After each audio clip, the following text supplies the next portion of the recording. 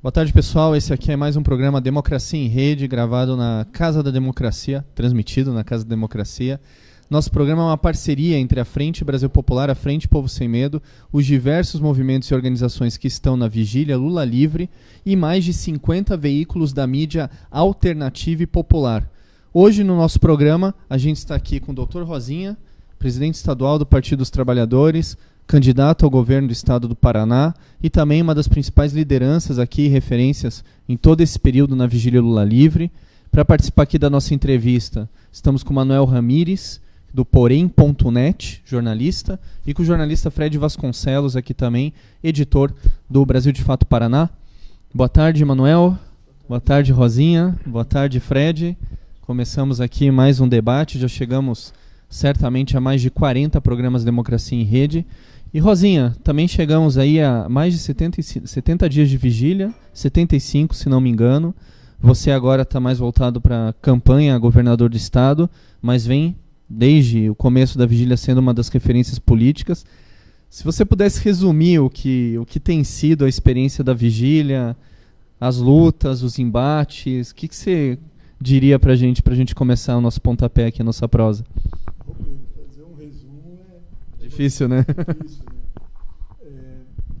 Primeiro, agradecer aqui a oportunidade, e é pré-candidato, não está candidato. Isso, eu falei, mas já pensando no... Pré-candidato.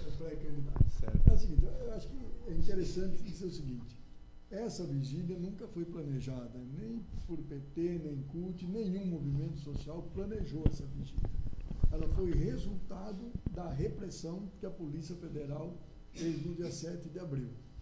Então, reprimiu no dia 7, no dia 8 e na semana do dia 8, cerca de 1.000 pessoas acamparam aqui por perto, né? Bom, e a partir daí você passa a organizar no sentido da importância de manter a chama acesa da luta pela libertação do Lula. Se não tivesse a vigília, estaria sendo feita outras lutas, em outra metodologia, talvez em outro local, mas aqui virou símbolo do mundo todo. E acho que é um símbolo que não tem que ser mantido. É um símbolo que tem que ser mantido, né? Porque nós vamos ver que aqui virou referência, aqui vem religiosos, vem autoridades do mundo inteiro, vem lideranças do mundo jurídico. Aí a pessoa, aqui eu sei que às vezes tem vizinho aqui que fica perturbado, se sente, ele às vezes se sente agredido mais ideologicamente do que fisicamente, porque fisicamente ninguém foi agredido aqui até hoje, mas psicologicamente, ideologicamente, ele se agride. Eu acho que é uma experiência, acho que é única no Brasil, de um movimento que mais de 70 dias, no Brasil digo único porque nós não podemos esquecer do movimento das Mães da Praça de Maio, que é um movimento também repetitivo, repetindo, e que permanece hoje com outra metodologia. O acampamento do MST no ano 2000, na Praça Nossa Senhora de Salete, também acho que, mal comparando e guardando as proporções, também foi um momento importante, né? Foi. Aquele acampamento tinha uma característica diferente dessa, porque aquele era um acampamento e esta é uma vigília onde nós temos momentos pontuais de presença. O senhor vive em Curitiba, trabalhou no sistema de saúde aqui por muito tempo. O que o senhor acha dessa divisão que está na cidade? Gente que apoia, gente que é contrária à vigília? Eu não consigo, eu não fiz sociologia, né? Sou médico. Acho que precisa, já deve ter algum estudo sociológico daqui. A maioria das pessoas que vivem em Curitiba não são curitibanos, vieram de fora. Eu mesmo vim de fora. Mas aqui tem um poder, na minha modo de compreensão, um poder de absorção de quem vem de fora. Quer dizer, o migrante que veio do interior do estado é absorvido pela cultura local. E ele, talvez até para poder se adaptar, para viver, para trabalhar, para arrumar emprego, que ele tenha que fazer isso. E não se opor à cultura daqui. E, nesse ponto da cultura, tem a questão ideológica, né? Curitiba, por exemplo, Plínio Salgado venceu as eleições aqui para presidente, que era integralista, fascista, A Fife Domingos venceu aqui em 89. Quer dizer, então ela tem uma cultura ideologicamente de direita, né? E aquilo que eu disse, o migrante acaba, não sei se é por necessidade de sobrevivência, inconscientemente, sem nenhuma análise crítica, se adaptando à cidade. Mas é uma cidade também que tem muita resistência. Muita mesmo. Basta ver os movimentos sociais, que já foram muito fortes em várias regiões da cidade. Curitiba tem centenas, acho que mais de uma centena de ocupações de terra. Quer dizer, então, nunca deixou de ter luta, apesar desse componente ideológico mais à direita. O povo resiste lutando. Doutor Rosinha, cada dia que passa, principalmente nessa última semana com o começo da Copa do Mundo, mas que desvia o assunto de interesse da população brasileira, mas se consolida cada vez mais a candidatura do presidente Lula como candidato. Tanto que no domingo, nesse fim de semana, foi lançado um vídeo nas redes sociais do presidente em que ele convoca o Brasil a ser hexa no Copa do Mundo e votando em Lula. Ou seja, é irreversível mesmo essa candidatura. O PT vai esticar essa corda até quando? O PT não é o PT esticar a corda. O PT vai manter a candidatura dele porque ele é inocente e ele tem todos os direitos de concorrer. É o nosso candidato.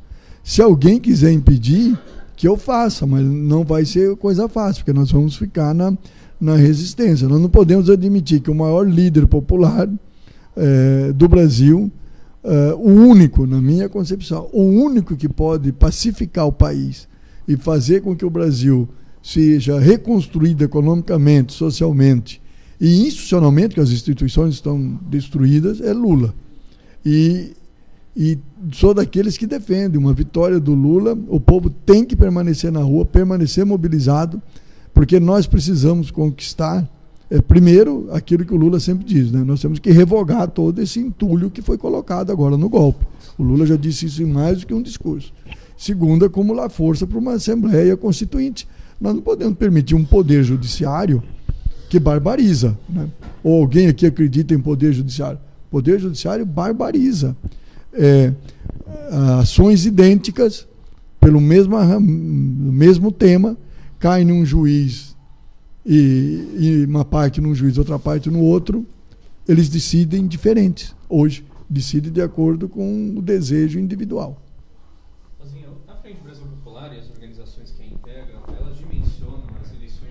Esse ano como eleições com papel estratégico, né?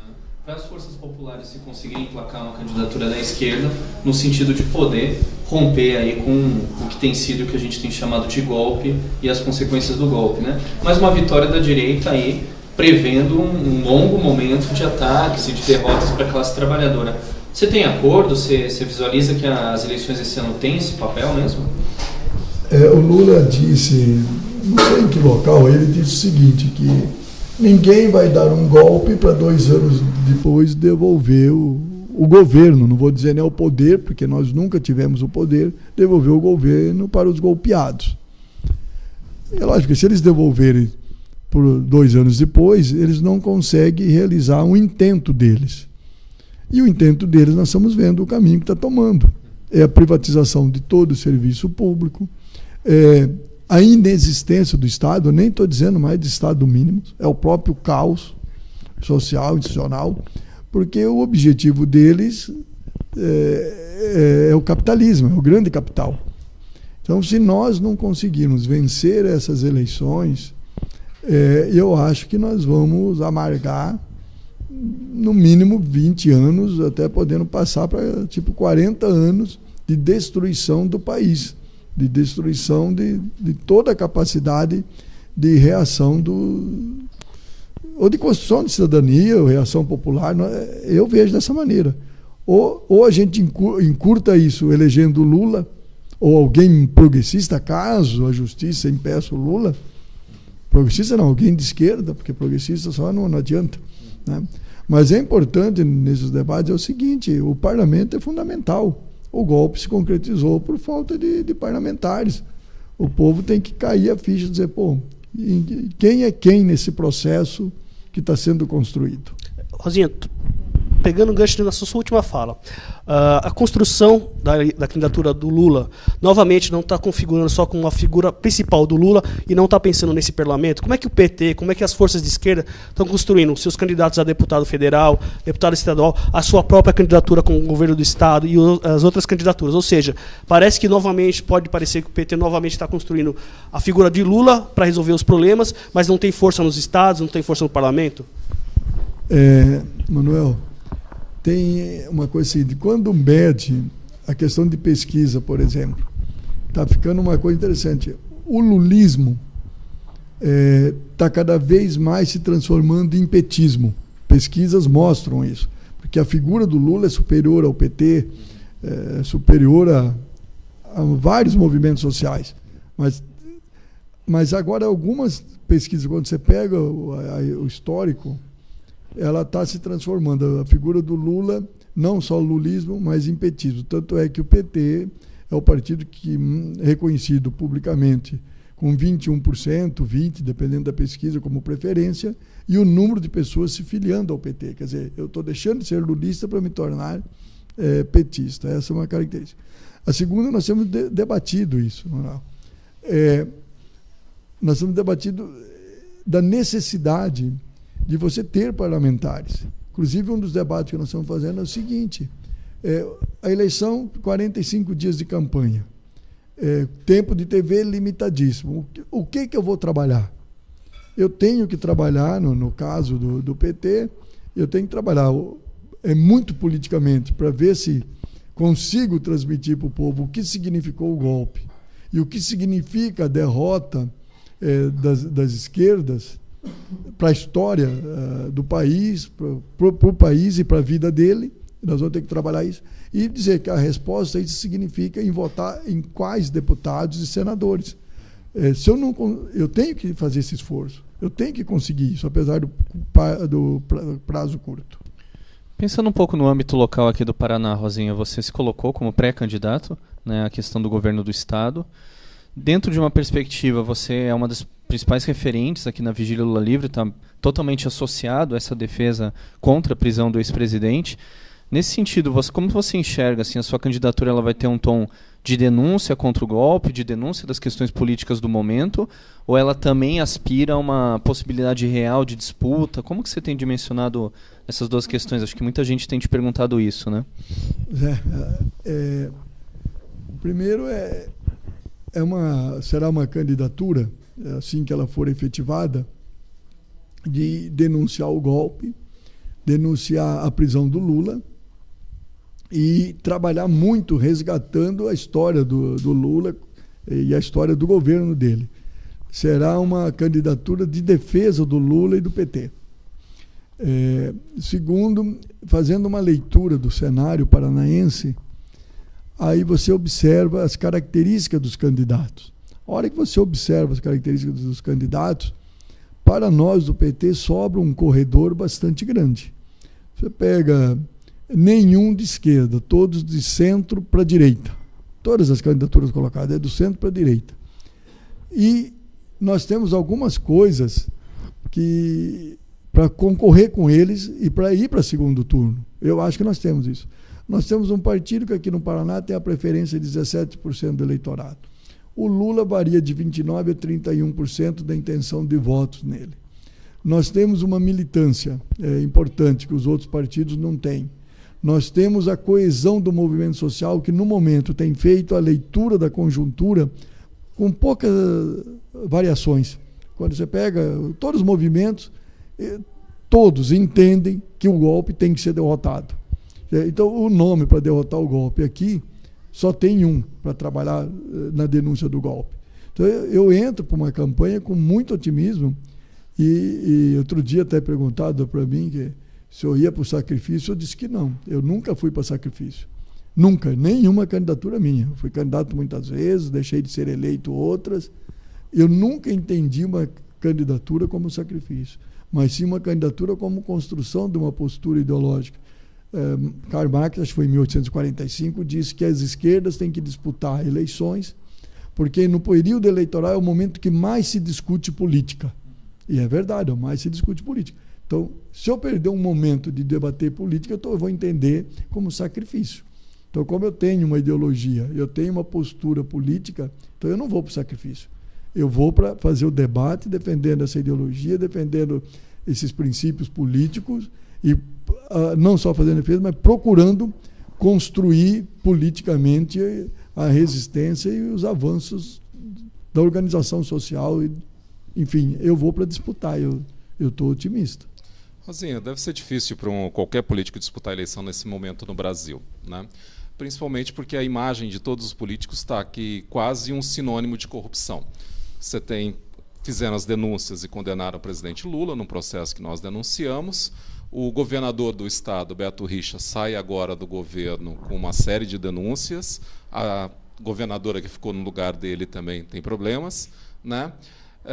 Como que você vai trabalhar isso na sua campanha? Essa coisa de que corrupto virou sinônimo de político virou sinônimo de corrupção.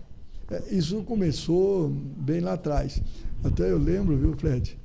Quando eu fui candidato a vereador em 88, a Câmara de Vereadores aqui estava totalmente desmoralizada. O Pedro não era criança ainda. Tinha 8 anos, tá vendo? Estava totalmente desmoralizada. Era muita corrupção. O prefeito era o Requião e ele vivia confrontando a Câmara de Vereadores. E na época eu fui eleito até com um slogan dizendo, por ser médico e estava atuando na época, eu coloquei o slogan como a política tem remédio. E eu quero dizer que a política tem remédio. Não é porque eu estou pré-candidato. É porque o desacreditar na política foi uma construção muito forte da imprensa empresarial. Quando você fala, olha, tem corrupção, eles não separam aquele deputado, aquele senador que não é, colocam, olha, o Senado está tomado por ladrões. Bom, pode ser que tem uma parte que seja, ou até a maioria. 300 pilantras no Congresso. Bom, se abusar pode ter mais que 300. Mas são 513. Então não tem 500 pilantras. Então, isso criou uma avalanche em que hoje é muito difícil você dizer, olha, eu sou diferente dos outros. Eu não sou dessa turma. Então, é um trabalho árduo. Até outro dia, num debate aí com um rapaz que trabalha com publicidade, ele disse, Rosinha, você vai ter que entrar para a campanha para ganhar o voto do não voto. Aquele cara que diz que não vai votar em ninguém porque todos são corruptos. Então você tem que ver como que você vai ganhar o não voto, a negação do voto. Quer dizer, esse é um desafio e nós vamos encarar. E eu acho que nós do PT, e eu especificamente, eu tenho condição de encarar isso. Que o pessoal dos demais candidaturas, eu acho que não tem essa condição no estado do Paraná. É difícil? Muito difícil, mas é um bom desafio. Mas é isso, Rosinha. Você acha que realmente o debate sobre a corrupção vai ser um tema central de todas as campanhas políticas? Ou esse debate de alguma forma se esgotou? Ou se vai ser mais central o debate da perda de direitos da população? Ou seja, você vê servidores públicos com salários congelados, o aumento de água. Agora no Paraná acabou de anunciar um aumento da energia elétrica de 15%, que tem um impacto na produção do Estado. Você acha que esses temas, e que o povo está sendo sacrificado agora, no último ano, desde que o Temer assumiu, e seja no governo Temer, seja no governo estadual, municipal, esse sacrifício da população, ele não vai ser mais debatido, ou deve ser mais debatido por vocês políticos do que só apenas a corrupção? Eu acho que a corrupção é um tema totalmente secundário para debater em campanha eleitoral. Quando você faz qualquer pesquisa ou lê a pesquisa dos outros, o tema corrupção anda em torno de 7%, 8%. Que a pessoa diz, eu não voto incorrupto. É muito pouco. Eu acho que a campanha desse ano, o tema vai ser voltado à grande política, a política nacional. É bem a tua pergunta. Você vê, por que o Lula mantém essa popularidade, esse índice de votos de 30% ou até mais? Pelo legado dele, pela política nacional que ele desenvolveu. E por que o Temer está na margem de erro de aprovação? Justamente pelo legado que ele está deixando. Então, o grande tema da campanha desse ano vai ser a política nacional, mesmo para quem for candidato a governador, deputado estadual ou federal. Isso assim é que eu vejo. Essa questão de eu fazer melhor aquilo que o fulano está fazendo, na minha opinião, será totalmente secundário nessa campanha. E na sua fala anterior e dentro desse contexto, Rosinha, você mencionou a questão da necessidade de uma constituinte, né? Os movimentos populares já vinham, inclusive desde 2014, cobrando uma constituinte do sistema político, para justamente, me parece que ali completa-se o debate, né? Porque quando se fala de corrupção, poucas vezes ou quase nunca se comenta que, bom, o sistema político hoje é atrelado ao sistema financeiro e disso decorre uma série de coisas, falta de representatividade, etc. Um futuro governo popular é difícil fazer uma projeção, mas obrigatoriamente ele teria que enfrentar esse tema? Tem que enfrentar, né? Porque como é que eu vou debater o poder judiciário se não é numa constituinte? Não sei se tem um poder mais desmoralizado hoje do que o poder judiciário. Tem, né? Nas pesquisas que você vê aí, por exemplo, a da Vox Populi coloca 0,2% de credibilidade para o parlamento, assim por diante. Porque o parlamento é muito mais foco da mídia privada, da mídia empresarial, do que o poder judiciário, né? Aliás, o poder judiciário se usa da mídia, e a própria mídia usa do poder judiciário numa jogadinha entre os dois, para os dois saírem ganhando. Mas sem uma constituinte, e agora, que acúmulo de força eu vou ter para fazer essa constituinte? Porque eu chamo uma constituinte hoje, na situação que está aí, eu posso ter uma constituição no retrocesso. Quer dizer, eu tenho que fazer uma campanha, uma mobilização nacional, porque eu tenho que rever a questão da comunicação, eu tenho que rever a questão tributária, fiscal, eu tenho que rever a reforma política e o poder judiciário. Nenhum país terá futuro com o poder judiciário que nós temos, com o comportamento de alguns juízes que nós temos. Não tem futuro. Então, a coisa é muito difícil. Mesmo com uma vitória das esquerdas, a luta vai continuar há muito tempo. Porque que eu vejo? Porque não é localizado, não é no Brasil. É o mundo todo num processo de transição. Acho que foi em 2010, foi no interior ali, eu disse o seguinte, que em 2010, num debate de campanha eleitoral, mesmo com a internet e com tanta informação que a gente tinha, eu tinha a impressão que nós estamos vivendo numa nova Idade Média, pelo comportamento pessoal. Porque quando você lê a história e pega o que era o comportamento das pessoas na Idade Média, e que teria que vir novamente outra renascença, outra idade, outra luz, né? E eu tenho a impressão que continua assim. Então, é uma transição entre o modelo neoliberal às beiras da barbárie e um processo de reconquista, de ruptura social. Porque tem que existir uma ruptura. Não dá para você entender como um mundo tenha 1 bilhão de pessoas passando fome. Não dá para você entender um mundo desse. Não dá para você entender que você sai nas ruas de qualquer cidade do Brasil, inclusive de cidades pequenas, homens, mulheres dormindo na rua. Como é que eu vou entender isso? Depois vêm esses vidiotas dizer que o problema do mundo é o socialismo, é o comunismo. O problema do mundo é o capitalismo, que é o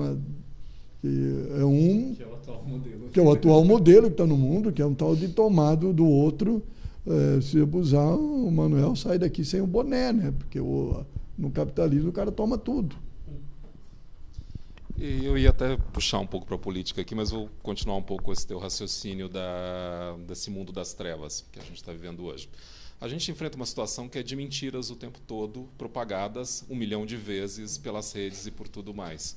Como que a gente vai lidar com isso nas campanhas? Porque parece que a cada campanha a gente acha que é uma campanha foi a mais suja que houve e a próxima sempre nos surpreende, né? Como que a gente vai lidar com isso num período eleitoral que vem agora, que promete ser pesado? Isso é difícil de se lidar, porque quando a maior mentirosa se chama Rede Globo, e eles dizem que as mentiras estão mais... Está nas redes sociais, mas é fácil, você identifica quem está fazendo. Pô, qual é a notícia verdadeira que o MBL dá? Até hoje eu não vi nenhuma. É tudo manipulado. E esses setores manipulam o tempo todo. Mas quando Globo, Bandeirantes, SBT, todas elas mentem, não dá, né? Lembra o que disse o Luiz Fernando Veríssimo? Que no jornal hoje a gente só pode acreditar na data. Mesmo assim erra de vez em quando. Esse mesmo erra a data. Então, eu sei que é uma das maiores dificuldades hoje é você fazer isso. Então, o que você vai ter que fazer?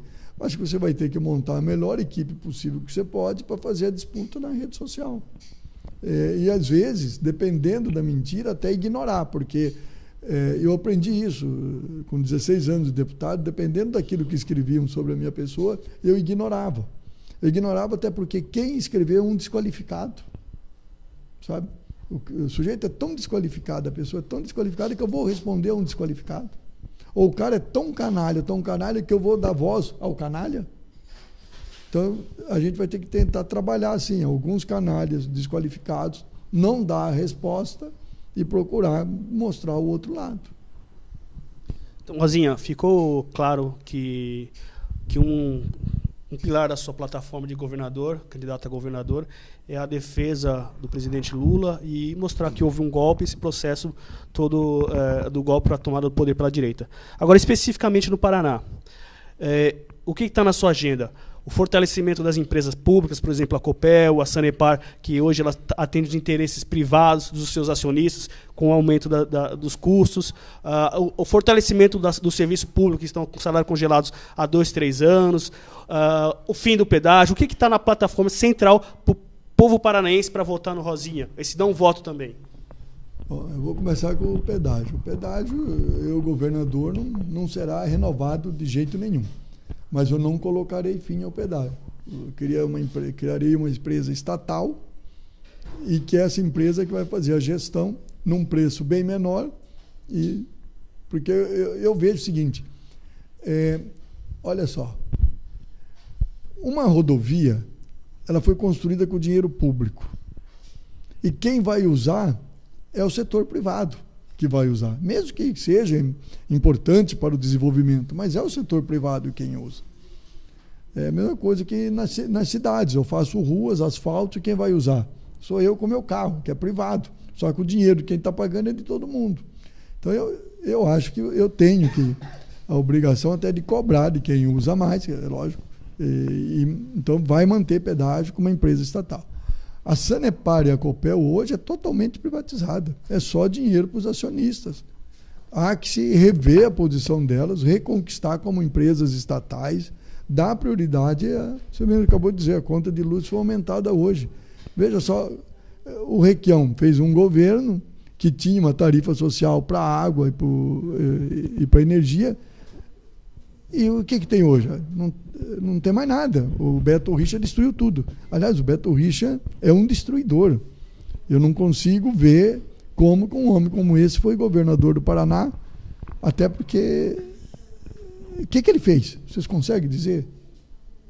Alguém aqui consegue responder? Bom tema para um programa nosso aqui.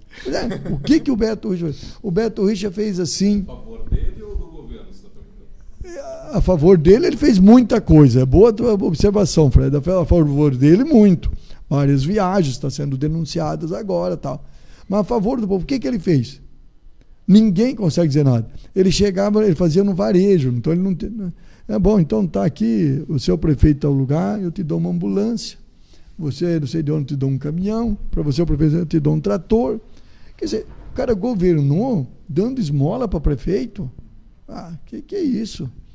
Aliás, é um desrespeito até ao prefeito, né? Não sei como é que eles não se uniram para fazer. Por que esses prefeitos não se juntaram e dizer para o Beto, escuta, Beto, nós não né? Tem prefeitura aí no interior que tem 3, 4 carros, só que pela lei de responsabilidade fiscal ela não pode contratar motorista. Eu não estou brincando, não, isso é sério. A lei de responsabilidade fiscal impede de contratar funcionário. Então os carros estão na garagem. O Beto deu os carros. E nesse início de alguns debates que estão acontecendo em torno do governo do Estado, como que os candidatos da direita, e a gente tem o Ratinho, tem a Cida Borghetti, como que eles estão trabalhando na sua avaliação com esse legado do Beto que parece indesejável, né, Rosinha? Eu acho que eles estão olhando para o Beto, o legado dele disso fica com você. Não, eu não quero, fica com você. Eu acho que é isso que eles estão olhando. Você vê, a Cida foi outro dia no litoral, anunciou a presença do Beto, ele não conseguiu falar e nem ela. Porque não querem. Eu quero ver quem vai ficar com o legado. Acho que ninguém quer o legado.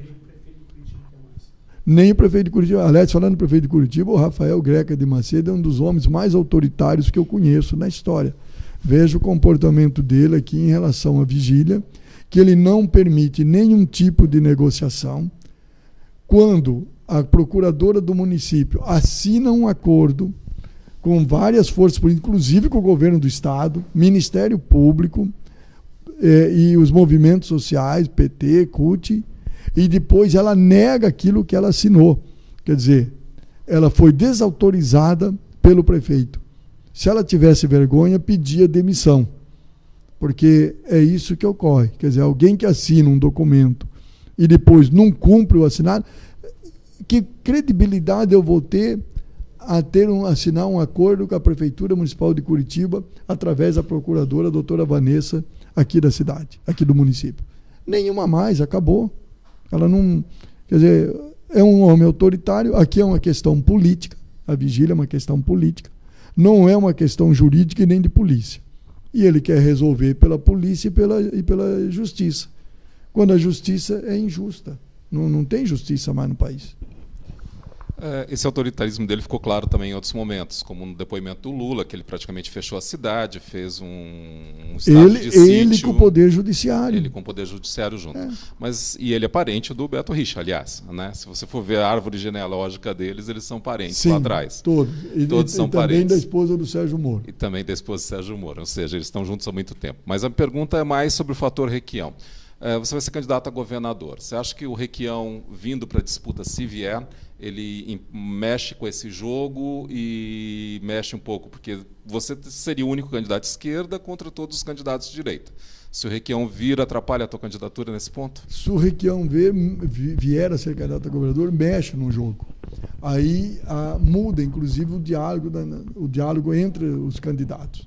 Nós temos um maior diálogo político com o Requião. É inegável o papel que o Requião está cumprindo no Brasil, desde as vésperas do golpe até agora. Não tem como você negar a importância de um senador como ele na República. Tem ele e poucas senadoras com uma postura coerente de enfrentamento. Quer dizer, então, se ele entra para o governo, mexe no tabuleiro, que nós vamos ter que debater com ele. Além de programa, nós vamos ter que debater nomes. Agora, até as últimas conversas que eu tenho tido com ele está muito disposto a sair candidato ao Senado, novamente. E acho que é um grande senador, um grande candidato, e que nós vamos ter que fazer também o debate com ele nessa condição. Agora, se ele não vier candidato ao governo, aqui eu posso pedir apoio para ele. Rosinha, você malandro, eu vou fazer duas perguntas em uma aqui. A primeira é acompanhando o teu trabalho, e já de algum tempo você sempre tem um apreço e sempre faz referência à literatura, à cultura, você faz questão de escrever artigos também, o que me parece que hoje é algo que não está tão colocado na militância da esquerda, que é uma avaliação minha, Pedro Carrano, bancando essa tese. Assim, normalmente a gente fala da questão da comunicação, mas fala pouco de como a esquerda não tem se apropriado da questão da cultura. Você sempre teve um pouco um olhar voltado para isso. Como que você vê isso? E se isso também não é um desafio para o próximo período? E a outra é a questão latino-americana, que também está presente na tua militância mais recente. Você inclusive morou, né, aí recentemente no Uruguai. Isso pode, de alguma maneira, ser colocado enquanto sentido da tua campanha aqui, por ser um estado que está aí, né, voltado, tá no marco aí do Cone Sul, quer dizer, como que deveria estar voltado para isso, né? Esses dois temas. Eu vou começar pelo fim. Quando eu estava mais militar, agora, lógico, faz 2 anos que eu voltei do Uruguai, não tenho feito mais a militância em política internacional, até porque a presidência do PT me absorveu. Uma ocasião eu pedi, ainda como deputado, um estudo de quais eram a relação comercial dos estados brasileiros com o Mercosul. Foi muito interessante. Um dos estados que mais tinha relação comercial com os países do Mercosul era a Bahia. Porque às vezes a pessoa, mas a Bahia, né? Quem tem é o Rio Grande do Sul, é o Paraná, Santa Catarina. Não, era a Bahia. Ela tem um polo petroquímico bastante grande e fazia negociações principalmente nessa área. Mas quando você ia analisar, inclusive o Acre tinha relações, quer dizer, todos os estados têm relações comerciais com o Mercosul. E o nosso caso do Paraná, uma coisa que eu não vi nenhum governador fazer uma luta ou lutar para ter um acordo bilateral Brasil-Paraguai pela questão de fronteira. Por exemplo, o Uruguai tem com o Brasil assinado, o que vale muito para a fronteira do Uruguai com o Brasil, onde crianças podem frequentar a escola independente de que lado da fronteira. Se eu ficar doente de um lado, eu posso ir do outro. E, no entanto, nenhum governo do Paraná trabalhou para ter esse acordo bilateral firmado com o Paraguai. É algo que é necessário se debater. Na época que estava debatendo, não foi aprovado, até porque o Brasil colocava 2 pontos de ruptura que não aceitava até melhorar as relações, que era Foz do Iguaçu e Porto Juan Cabaleiro, que teria que ficar fora desse acordo bilateral. Mas eu acho que é um espectro importante da luta. E também os governadores, eu não vi nenhum até hoje, mexer uma palha para que dê conta de, em 2021, estar válido o acordo de cidadania, que seria o registro único de carteira de identidade, era um registro único para todos os países do Mercosul, o registro único da placa de carro, esse tipo de coisa. Acho que eles nem sabem, né, dessas coisas. E a questão da literatura, eu acho assim, a ideia que a direita idiotizada tem, inclusive sobre o Lula, que ele não lia. É só alguém muito tonto para imaginar que um sujeito que tem um conteúdo daquele num discurso, uma argumentação daquela que ele sempre tem no discurso, é um cara que não lê. Não tem como. Como é que eu vou ter bom argumento? Eu vou adivinhar as coisas? Não tem. Então, eu acho que a leitura, seja da poesia, a história, a sociologia, ela te dá condições melhor para você frequentar qualquer debate, né? Eu estou lendo pouco agora, estou até lamentando isso, não estou conseguindo ler o quanto que eu desejo. Não, né? Oi? Que nem o Lula não está conseguindo ler. O Lula não, eu não queria estar ali no lugar para ler, não. Mas eu não estou conseguindo ler, porque é atividade do dia a dia, né? Eu tenho lido muito pouco dos livros aí que são colocados, que eu pego, né? Às vezes eu leio um artigo, um, outro, e de artigo, que nem a revista Margem Esquerda, você lê ela picada, e eu começo a ler um capítulo de um livro e depois já deixa de ler, né? Mas o último que eu li inteirinho que eu consegui foi La Mano de Fátima, do Ildefonso Falcone. Já leu? Não. Então, leia. Fica a sugestão aí. Fica, não, então vamos lá. Sugestão, Ildefonso Falcone, escritor espanhol, tem 4 livros escritos, nenhum com menos de 900 páginas, é um advogado. O primeiro livro dele se chama La Catedral del Mar, que houve uma coincidência. Quando eu estava lendo, eu fui a Barcelona, a catedral na Idade Média. Todas as igrejas eram construídas pelos nobres, a Catedral del Mar foi construída por trabalhadores, praticamente quase que escravizados. E quando você vai visitar a catedral, ela é lindíssima, né? O que o senhor acha que o Bolsonaro está lendo atualmente? Talvez algum manual militar, ele não consegue ler nem o Recruta Zero, porque ele mandava prender o Recruta Zero. Então, ele deve estar lendo algum manual militar de como treinar melhor a pontaria, alguma coisa assim. Rosinha, qual a expectativa agora para o dia 26, que tem mais uma avaliação da segunda turma do STF? Quais são os preparativos e a organização do PT? E, se não é o caso, uma provocação aqui, de criar uma filial da Vigília Lula Livre em Brasília? A informação que eu tenho é que já está se criando essa filial Lula Livre na frente do STF em Brasília. Não sei se agilizou ou não. Na última reunião que eu fui da direção nacional do PT, e que estavam os presidentes estaduais do partido em Belo Horizonte, esse era um debate e foi uma definição. Agora, expectativa para dia 26, eu sou sincero, eu não tenho... Eu, sobre o Poder Judiciário, não tenho expectativa nenhuma, sabe? Nada. Eu não consigo mais acreditar. Não consigo mesmo, né? Aí agora querem botar ordem aqui. Não sei se foi o Paul Valéry que disse que tanto a ordem como a desordem é causa de injustiça. Não sei se foi ele que disse isso, ou mais ou menos uma frase assim. Pois é. Então, para a justiça, a vigília aqui é uma desordem. Para nós é uma ordem. Mas, para nós, quando eles querem acabar achando que é desordem, para nós é uma injustiça. E para nós é justiça estar aqui na nossa ordem. A gente vai chegando aqui ao final do nosso programa, a prosa está muito boa, mas aí já temos que seguir nas atividades da vigília. A gente agradece aí ao Manuel Ramírez, do Porém.net, ao Fred Vasconcelos, do Brasil de Fato Paraná, que inclusive em breve vai lançar aqui nesse programa a sua página estadual, e também ao Dr. Rosinha, com quem a gente está aqui no dia a dia na Vigília Lula Livre também. Desejamos sorte aí nos futuros debates. Claro. Um minuto que eu quero é bem rápido, assim, tipo... Eu sou totalmente solidário à Gleice. Ela está sendo, mais uma vez, condenada, vítima do STF. Não há provas nenhuma contra ela. E a segunda observação, o machismo brasileiro está fazendo nós passarmos vergonha na Rússia. É inadmissível que alguns homens façam aquilo que fez. Aliás, os brasileiros na Europa têm dado vergonha. Numa das minhas últimas viagens à Europa, eu não sei se foi em Frankfurt ou em Bruxelas, no aeroporto, havia uma estante cheia de água para você passar, depositar €1 e pegar água. O sujeito saiu, pegou 2 garrafas e gritou para a família se queriam mais e não depositou nenhum, gritou em português e não colocou nenhuma moeda. Eu morro de vergonha por esses brasileiros no exterior. Pelo amor de Deus, né? Se é para fazer a gente passar vergonha lá fora, se é para mostrar machismo lá fora, fique dentro da sua casa, sem bater na mulher.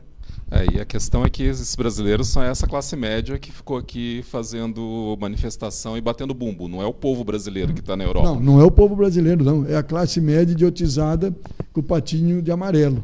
Isso é terrível.